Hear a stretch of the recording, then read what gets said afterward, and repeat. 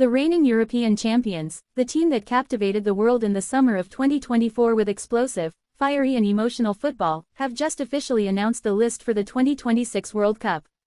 But as soon as that list appeared, the whole of Spain was immediately shocked by an unprecedented detail in La Roja's nearly century-old history. Not a single Real Madrid player was called up. That's right, fans had to rub their eyes many times to check again. No Carvajal, no Nacho, no Joselu, nor was there any representative wearing the royal white shirt present on the flight to North America. A real shock to the Spanish football industry, because during 92 years of participating in the World Cup, La Roja has never entered the biggest festival on the planet without a player from the greatest team in the country. That absence is no longer simply a personnel story.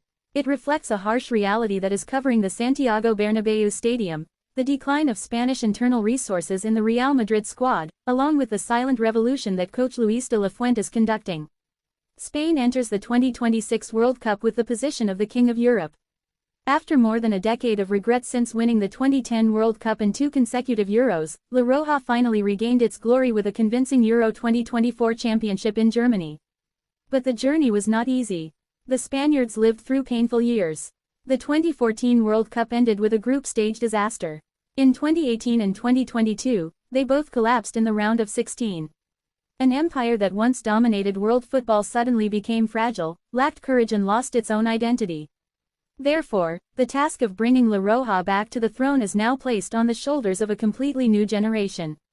Younger, bolder and more hungry than ever.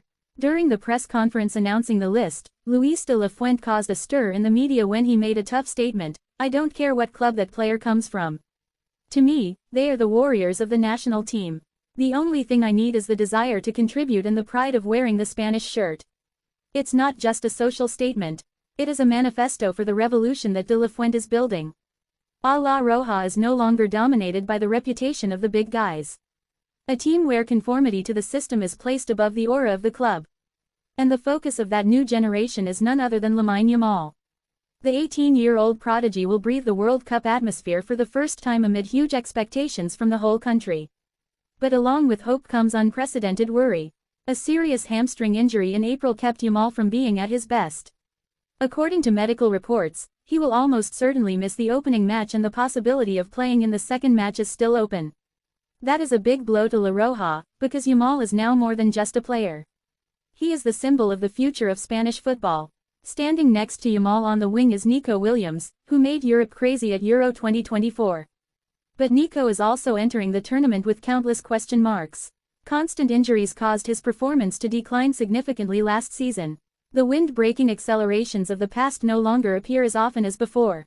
However, de la Fuente still puts all his faith in the wings that once brought Spain to the top of Europe. He understands that with only 80% performance, Yamal and Nico can still destroy any defense in the world. In the midfield, La Roja continues to make the rest wary with the most classy midfielders on the planet. Pedri is recovering strongly after a period of torture. Under the hands of Hansi Flick, the FC Barcelona midfielder has rediscovered the image of the genius controlling the match. Pedri's every touch now carries rare elegance and class. Next to him is Rodri, winner of the 2024 Golden Ball. Despite constantly struggling with injuries in the last 2 years, Rodri is still an irreplaceable brain in the midfield.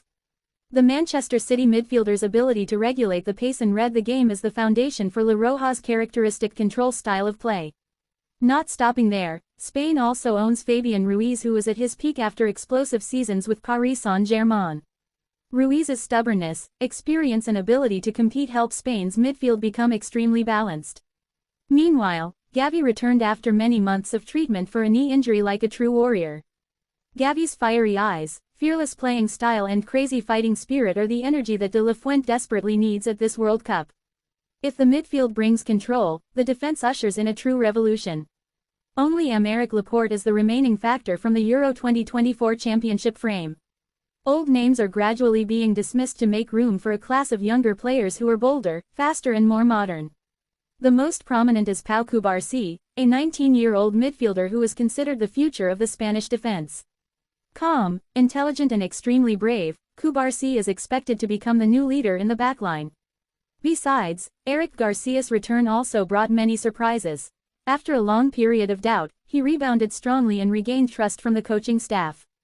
On the two flanks, Pedro Porro and Marcos Llorente will create fierce competition on the right wing, while the left wing almost belongs to Marc Cucurella, the hero who created a fateful moment in the Euro 2024 final. In attack, Spain continues to put its trust in players with speed and the ability to create breakthroughs. But unlike the old generation of tiki-taka, De La Fuente's La Roja is more pragmatic, more direct and ready to play explosively in any situation. The scariest thing about this group lies in its spirit. They are young players with a desire to prove themselves. They no longer live in the shadow of the 2010 championship generation. They want to write their own history. Spain falls into a relatively easy group with the participation of Uruguay, Saudi Arabia and the underrated Team Kuwait. But behind that favorable appearance are still countless dangers. A squad with too many players who have just recovered from injury always poses a huge risk. If just one important link re-injures, De La Fuente's entire system can collapse. But it is that same risk that creates the appeal of La Roja. They are no longer the soulless ball control machine they were in the late post-tiki-taka era.